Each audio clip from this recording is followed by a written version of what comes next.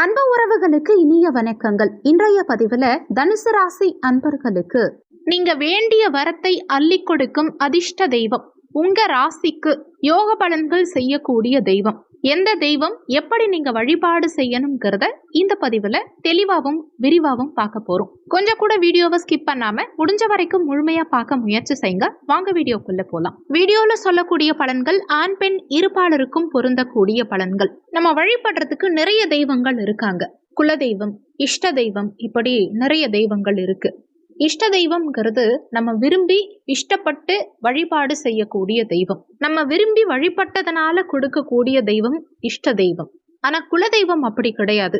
நம்ம விரும்பினாலும் விரும்பலனாலும் நமக்கு கொடுக்கக்கூடிய தெய்வம் குலதெய்வம். நம்ம கூடவே இருந்து நம்மள வாழ்க்கை முழுவதும் வழி நடத்தக்கூடிய தெய்வம் நம்ம குலதெய்வம். நம்ம விரும்புற தெய்வம் நம்மள வழி நடத்தும் தெய்வம்ங்கிறத தாண்டி நமக்கு அனுகூலம் செய்யக்கூடிய தெய்வம்னு சில தெய்வங்கள் இருக்கும் இல்லையா? அனுகூல தெய்வம், அதிர்ஷ்ட தெய்வம். அந்த அடிப்படையில உங்களுக்கு வாழ்க்கையில செல்வம், புகழ், கீர்த்தி இருக்கிற நிலையிலிருந்து அப்படியே உயர்வு பெறுவது. நீங்க எந்த ஊருக்கு போனாலும் சரி, எந்த மாநிலத்துக்கு எந்த நாட்டுக்கு போனாலும் சரி, எப்பேற்பட்ட பிரச்சனையில நீங்க சிக்கி இருந்தாலும் சரி, நமக்காக ஒருத்தவங்க இருக்காங்க அப்படின்னு ஒரு தெய்வத்தை நம்புவோம் இல்லையா? அந்த ஒரு மன தைரியத்தை கொடுக்கும் இல்லையா? அப்படிப்பட்ட அனுகூல தெய்வங்கள் அப்படின்னு நிறைய நம்ம முன்னோர்கள் சொல்லி இருக்காங்க. அதுல சித்தர்கள் நிறைய மூல நூல்கள்ல சொல்லப்பட்டிருக்க விஷயம், 5ஆம் இடம் ஜோதிட சாஸ்திரத்தின்படி 5ஆம் பாவகம் பூர்வ புண்ணிய ஸ்தானம். 5ஆம் இடத்து காரக கிரகம் எதுவோ, அந்த 5ஆம் இடத்து காரக கிரகத்தினுடைய ஆதிக்க தெய்வம் எதுவோ, அந்த தெய்வத்தை பிடிச்சு, அந்த தேவதை உங்களை பிடிச்சு வழிபாடு செய்ய வாழ்க்கையில அனைத்து வகையான, அதாவது 16 வகையான செல்வங்களையும் பெற்று மகிழ்ச்சியா வாழ்வாங்கன்னு சித்தர்கள் மூல நூல்கள்ல சொல்லியிருக்காங்க.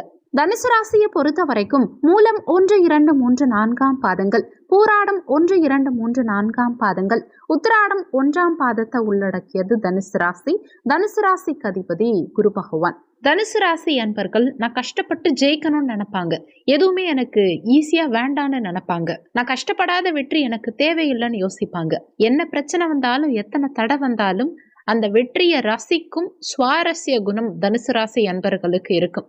இவங்க ராசிக்கு ராசி அதிபதினு சொல்லக்கூடிய குருவே இவருக்கு கிட்டத்தட்ட யோக கிரகம் தான். ஏன்னா கால புருஷனுக்கு பாக்கியஸ்தானம் 9ஆம் இடம் தனுசு மனை. தான தர்மங்கள், கோவில் அரப்பணிகள், நிர்வாக அரங்காவலர்கள், ஆன்மீக பணியாளர்கள், ஆன்மீக சொற்பொழிவாளர்கள் அத்தனை பேருக்குமே பாக்கியஸ்தானம்னு சொல்லக்கூடிய கால புருஷனுக்கு 9ஆம் இடத்துல ஏதாவது ஒரு கிரகங்கள், சுப கிரகங்களுடைய பார்வைங்கிறது இருக்கும். தனுசு ராசியில தான் ராகு பகவானே கோதண்ட ராகுங்கிற அம்சத்துல இருக்கார்.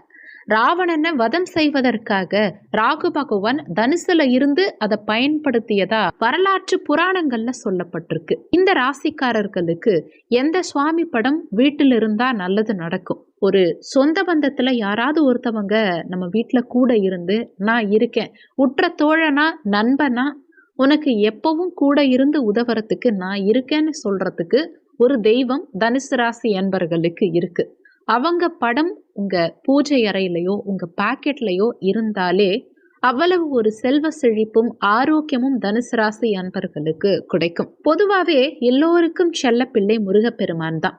தனுசு ராசிக்கு 5ஆம் இடம்னு சொல்லக்கூடிய பஞ்சமாதிபதி, மேஷராசிக்கு அதிபதி செவ்வாய் பகவான்.